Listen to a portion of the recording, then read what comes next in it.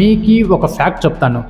Zero నాలెడ్జ్‌తో కూడా first job చేసేవాళ్ళు చాలా మంది ఉన్నారు ఐటీ కంపెనీస్‌లో. ఇక్కడ చాలామందికి తెలియనిది ఏంటంటే ఎన్ని కంపెనీస్‌కి అప్లై చేస్తున్నా ఇంటర్వ్యూస్ కాల్స్ రావట్లేదు. రీజన్ ఏంటంటే 2026లో జాబ్ మార్కెట్ చాలా కాంపిటేటివ్గా ఉంది. కొన్ని lakhs of students degree complete చేసుకుంటున్నారు, కానీ జాబ్స్ చాలా తక్కువ మందికే వస్తున్నాయి. వచ్చే వాళ్ళకి వస్తున్నాయి, బట్ చాలామందికి జాబ్స్ రావట్లేదు. కాలేజ్ టాపర్ అయినా సరే జాబ్ రాకపోవచ్చు, యావరేజ్ స్టూడెంట్ అయినా సరే జాబ్ క్రాక్ చేయొచ్చు. ఈ వీడియోలో reality job market, practical fresher road map. 2026లో ఫస్ట్ జాబ్ రావాలంటే ఏం చేయాలి, స్టెప్ బై స్టెప్ చెప్తాను. On campus, off campus, resume, skills, interviews, everything. ఎందుకు మన లైఫ్లో ఫస్ట్ జాబ్ ఇంపార్టెంట్, ఒక ఫస్ట్ ఐటీ జాబ్ తెచ్చుకోవడానికి మనం ఏం చేయాలి, ప్రిపరేషన్ ఎలా చేయాలి, ఏమేమి నేర్చుకోవాలి, కమ్యూనికేషన్ ఎంత రేంజ్లో ఉంటే సరిపోతుంది, ప్రిపరేషన్ ఎలా చేయాలి, ప్రతిదీ డిస్కస్ చేద్దాం. కొత్తగా ఎవరైనా చూస్తుంటే, జాబ్ సీకర్ చూస్తున్నా, కాలేజ్ స్టూడెంట్స్ చూస్తున్నా, కళ్ళు మూసుకొని ఛానల్ని సబ్స్క్రైబ్ చేసుకోండి. ఈ ఛానల్లో నేను చెప్పే facts like interview related things, real time office work related things, బయట మీకు ఇలాంటి జెన్యూన్ సోర్స్ దొరకకపోవచ్చు, అందుకే సబ్స్క్రైబ్ చేసుకోండి అంటున్నా. Get your first job. First job అనేది చాలా ఇంపార్టెంట్ అండ్ కష్టం కూడా. కష్టం అంటే ఇంటర్వ్యూ కష్టం అని చెప్పట్లేదు, జాబ్ తెచ్చుకునే ప్రాసెస్ చాలా కష్టం. దానికి మల్టిపుల్ రీజన్స్ ఉంటాయి, అన్నీ డిస్కస్ చేద్దాం. Reality of 2026 job market. Competition అయితే ఉంది, కొంచెం ఎక్కువనే ఉంది అండ్ ఉంటుంది కూడా ఫ్యూచర్లో. కంపెనీస్ అయితే ఎక్స్పెక్ట్ చేస్తున్నాయి skills. Degree alone not enough. ఈ బీటెక్ డిగ్రీ సర్టిఫికేట్స్కి ఒకప్పుడు కంపెనీస్ వాల్యూ ఇచ్చేవి. ఆ డేస్ అన్నీ ఇప్పుడైతే లేవు, పూర్తిగా పోయాయి ఆ డేస్ అన్నీ. ఇప్పుడు నువ్వు గవర్నమెంట్ కాలేజ్లో చదివినా ఒకటేలాగా ట్రీట్ చేస్తున్నాయి, అండ్ పెద్ద యూనివర్సిటీస్లో చదివినా కూడా కంపెనీస్ ఒకటేలాగా ట్రీట్ చేస్తున్నాయి. డిగ్రీకి అయితే పెద్దగా వాల్యూ లేదు. College students or passed out students, ఇంకా ఫ్రెష్గా కెరీర్ స్టార్ట్ చేసే వాళ్ళు చూస్తుంటే ఈ వీడియోని అస్సలు స్కిప్ చేయొద్దు. ఈ వీడియో చూశాక ఒక్క student or job seeker follow అయినా చాలు. Let start. Pick only one domain. This is the main value section. చాలా ఇంపార్టెంట్.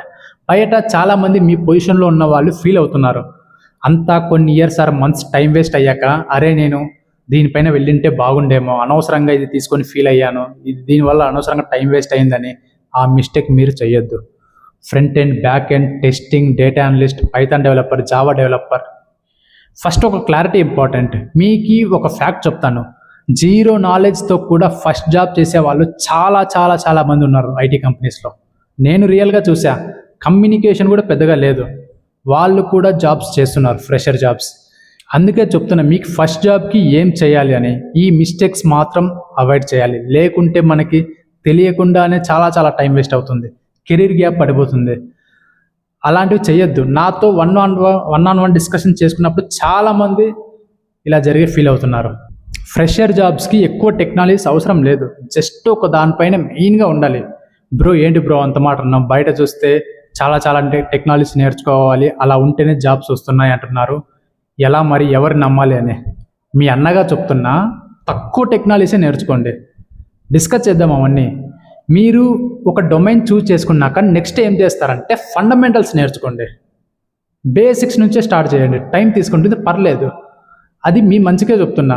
స్లోగానే వెళ్ళండి. బయట అందరిలాగా మనకంటే ఫాస్ట్ ఉన్నారేమో, మనం ఇంకా స్లో ఉన్నామని, స్లో అయితే ఎలా అని అలా ఏమనుకోవద్దు.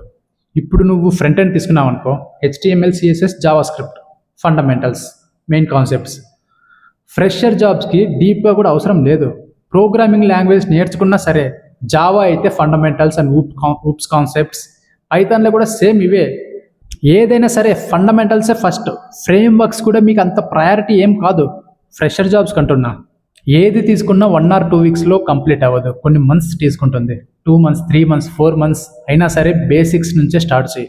నువ్వు ఈ ఫండమెంటల్స్ నేర్చుకుంటే 70% నీ ఇంటర్వ్యూ క్లియర్ అయిపోతుంది ఫ్రెషర్ జాబ్స్కి, ట్రస్ట్ మీ.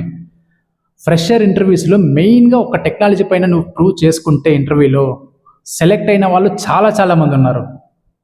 నీ ప్రొఫైల్ జావా అనుకో, ఒక 70% ఒక జావా పైన క్వశ్చన్స్ ఉంటాయి. సేమ్ పైథాన్ కూడా అదే, C++ కూడా అదే, ఫ్రంట్ ఎండ్ కూడా అంతే. అన్నిటికీ ఆ ఒక్క టెక్నాలజీ పైన ఎక్కువ ఫోకస్ చేస్తే చాలు. మీకు ఏం డౌట్స్ ఉన్నా సరే కమెంట్ సెక్షన్లో కమెంట్ చేయండి. First entry level important. ఏదో ఒక టెక్నాలజీ పైన మీరు కంపెనీలోకి వెళ్ళండి. ఆ తర్వాత మీకు ఇష్టమైన రోల్ పైన మీరు కావాలనుకుంటే స్విచ్ అవ్వచ్చు. మీకు నేను పెడుతున్న ఎఫర్ట్స్ వాల్యూ అనిపిస్తే జస్ట్ ఒక లైక్ చేయండి వీడియోని. లైక్ చేయడం వల్ల మన ఛానల్కి సపోర్ట్ వస్తుంది. ఆ సపోర్ట్తో నేను ఎక్స్ట్రా టైం అలొకేట్ చేసి మరి మీకోసం యూస్ఫుల్ కంటెంట్ షేర్ చేస్తాను. Okay, next build projects. సరే, ఇప్పుడు ఒక డొమైన్ పిక్ చేసుకున్నారు, ఫండమెంటల్స్ అన్ని కంప్లీట్ చేశారు అనుకో. నెక్స్ట్ ఏం చేయాలి? Next projects. ఇది మాత్రం ఇగ్నోర్ చేయొద్దు. సింపుల్ ప్రాజెక్ట్సే యాడ్ చేయి. యూట్యూబ్లో ప్రతి టెక్నాలజీ పైన సింపుల్ ప్రాజెక్ట్స్ ఉంటాయి, అవి ప్రాక్టీస్ చేయాల్సిందే. ఎగ్జాంపుల్గా ఏదైనా వెదర్ యాప్, ఒక student management system. Small projects are better than copied big projects. Simple projects add చేసుకోవడం వల్ల ఇంటర్వ్యూస్లో నువ్వు ఈజీగా ఎక్స్ప్లెయిన్ చేయొచ్చు. ఫ్రెషర్ లెవెల్కి పెద్ద ప్రాజెక్ట్స్ యాడ్ చేసుకున్నావు అనుకో, ఇంటర్వ్యూలో నువ్వు అంత క్లారిటీగా ఎక్స్ప్లెయిన్ చేయలేవు. కన్ఫ్యూషన్ వద్దు, మనకి అదొక రెడ్ మార్క్ లాంటిదే. నీకు ఎక్స్ప్లెయిన్ చేసే కెపాసిటీ ఉందనుకో, ఫైన్, బిగ్ ప్రాజెక్ట్స్ యాడ్ చేసుకో.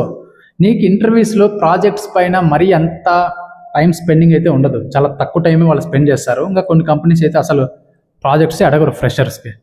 నేను చెప్తున్నా కదా, 3 to 4 ప్రాజెక్ట్స్ యాడ్ చేసుకో, ప్రాక్టీస్ అయ్యి అవే యాడ్ చేసుకుని రెజ్యూమేలో కూడా. ఇవన్నీ కంప్లీట్ చేసుకోవడానికి, ఫండమెంటల్స్, ప్రాజెక్ట్స్ అన్నీ కంప్లీట్ చేసుకోవడానికి నీకు ఒక 2 to 4 months టైం అవ్వచ్చు, ఇంకా కొంచెం ఎక్కువ కూడా అవ్వచ్చు. ఇదంతా కంప్లీట్ అయ్యాక నెక్స్ట్ రెజ్యూమే బిల్డింగ్. రెజ్యూమే నీట్గా మెయింటైన్ చేయడం కూడా, అది కూడా ఒక type of round of interview ఉన్నట్టు. రెజ్యూమే నీకు షార్ట్ లిస్ట్ అయితేనే కదా ఇంటర్వ్యూ షెడ్యూల్ అయ్యేది. ఇంపార్టెంట్ పాయింట్స్ కొన్ని చెప్తాను. ఫస్ట్ ఏంటంటే, రెజ్యూమే సింగిల్ పేజ్లో ఉండాలి. స్కిల్స్ క్లియర్గా క్లారిటీ వైజ్ మెన్షన్ చేయాలి. నేను ప్రీవియస్ వీడియోస్లో ఆల్రెడీ చెప్పా, మీకు ఏ స్కిల్ అయితే బాగా వస్తుందో ఆ స్కిల్ తీసుకెళ్ళి ఫస్ట్ ప్లేస్లో ఉండాలని. నువ్వు ఆ స్కిల్ తీసుకెళ్ళి మిడిల్లో పెట్టేస్తే మాత్రం వేస్ట్. ఇంత ప్రిపేర్ అయ్యి కూడా ఇంటర్వ్యూస్లో రిజెక్ట్ అయిపోతావు. ప్రయారిటీ వైజ్ మెన్షన్ చేయాలి. రెజ్యూమే స్కిల్స్ పైన ఒక వీడియో చేశా, డిస్క్రిప్షన్లో ఉంది. ఈ వీడియో కంప్లీట్ అయ్యాక ఆ వీడియో ఒకసారి చూడండి. ప్రాజెక్ట్స్ కూడా మెన్షన్ చేయాలి, చిన్న ప్రాజెక్ట్స్ అయినా సరే మెన్షన్ చేయి. No fake technologies. రెజ్యూమేలో మీరు స్కిల్స్ చూపించుకోవడానికి ఫేక్ టెక్నాలజీస్ యాడ్ చేయొద్దు, అంటిల్ అన్లెస్ బేసిక్ ఐడియా ఉంటే తప్ప. Resume is your first interview. Resume build చేసుకున్నాక అప్లై చేయటమే. నౌకరీ ఆర్ లింక్డ్ఇన్ బాగా యూజ్ చేయండి. ఇంటర్వ్యూ కాల్స్ అయితే మోర్ దాన్ 70% నౌకరీలోనే వస్తాయి. సో నౌకరీలో మీ ప్రొఫైల్ బాగా ఉండేలా చూసుకోండి. 100% ప్రొఫైల్ ఫిల్ అవ్వాలి అండ్ డైలీ అప్డేట్ చేస్తూ ఉండాలి. ఇక్కడ చాలామందికి తెలియనిది ఏంటంటే, ఎన్ని కంపెనీస్కి అప్లై చేస్తున్నా ఇంటర్వ్యూస్ కాల్స్ రావట్లేదు ఈ టెక్నాలజీ పైన.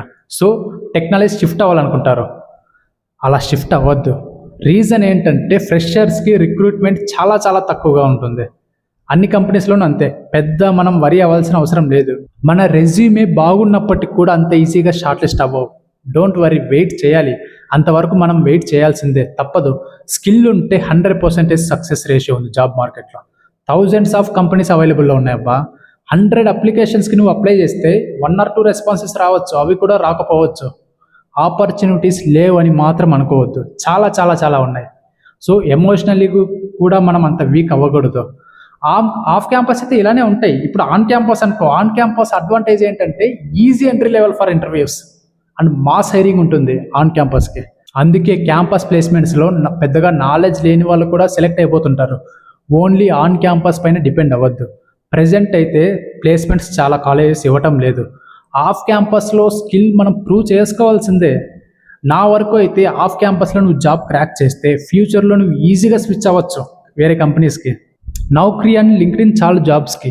మీకు రెఫరల్ ఎలా తీసుకోవాలి మీ కాలేజ్ సీనియర్స్ నుంచి అని నేను ఆల్రెడీ కొన్ని వీడియోస్ చేశా, లింక్స్ డిస్క్రిప్షన్లో ఉన్నాయి, ఒకసారి చెక్ చేయండి ఆ వీడియోస్. నేను ఇంకా కొన్ని వీడియోస్ చేస్తాను లింక్డ్ఇన్ అండ్ నౌకరీ పైన, సిరీస్ లాగా, ఇంటర్వ్యూ సిరీస్ లాగా. ఫాలో అవ్వండి. ఆ వీడియోస్ మీ వరకు రీచ్ అవ్వాలంటే ఇప్పుడే ఛానల్ని సబ్స్క్రైబ్ చేసుకోండి. ఇంగ్లీష్ కమ్యూనికేషన్ ఏ రేంజ్లో ఉండాలి? ఫస్ట్ జాబ్కి ఇంగ్లీష్ కమ్యూనికేషన్ అంత ఫ్లూయెన్సీ అవసరం లేదు. ఎందుకంటే నువ్వు జస్ట్ సింపుల్ ఇంగ్లీష్తోనే స్టార్ట్ చేస్తావు. ఇంగ్లీష్ సరిగా ఫ్లూయెన్సీ లేని వాళ్ళు కూడా చాలామంది ఉన్నారు జాబ్స్ చేసేవాళ్ళు, ఫ్రెషర్ జాబ్స్. అది ఆటోమేటిక్గా నేర్చుకోవచ్చు కంపెనీలో. బిఫోర్ దట్ ప్రాక్టీస్ చేయి. నేను ఆల్రెడీ ఒక వీడియో చేశా, 5 టెక్నిక్స్ ఫర్ ఇంగ్లీష్ అని. ఆ వీడియో ఒకసారి చూడండి. నాకైతే అందులో చాలా వరకు వర్కౌట్ అయ్యాయి. ఎవరికైనా ఇంగ్లీష్ ప్రాబ్లం ఉంటే జస్ట్ ఒక 1 year నువ్వు ఐటీ జాబ్ చేసావు అంటే కమ్యూనికేషన్లో నీ లైఫ్లో ప్రాబ్లమే అనిపించదు. ఎక్కడైనా సరే నువ్వు సర్వే అవుతా అనే కాన్ఫిడెన్స్ అయితే ఉంటుంది. మరీ లో లెవెల్లో ఉన్నా సరే జస్ట్ నువ్వు కొలీగ్స్తో ప్రాక్టీస్ చేసినా చాలు. ఒకటి, నీకు టెక్నికల్ స్కిల్స్ ఉంటే కమ్యూనికేషన్ మ్యాటర్ కూడా కాదు ఇంటర్వ్యూస్లో. నువ్వు కమ్యూనికేషన్లో పూర్ ఉంటే సబ్జెక్ట్లో స్ట్రాంగ్గా ఉండు, ఈజీగా కంపెనీస్లో సర్వైవ్ అయిపోతావు. Thank you.